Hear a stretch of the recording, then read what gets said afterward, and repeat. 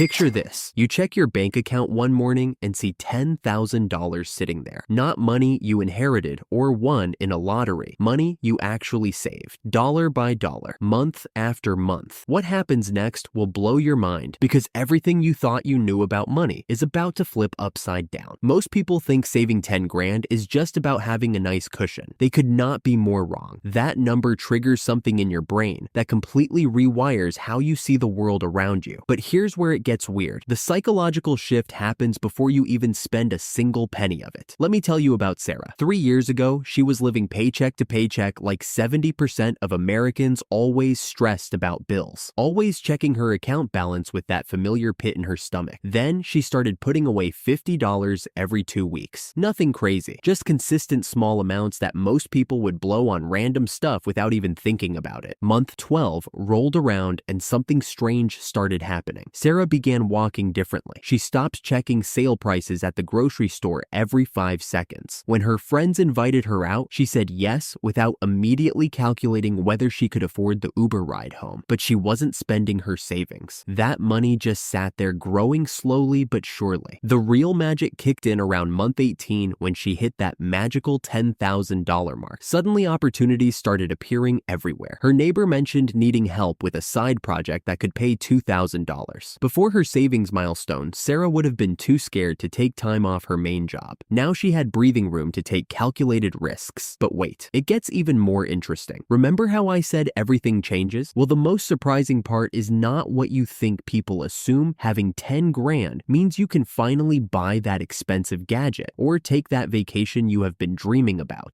Wrong.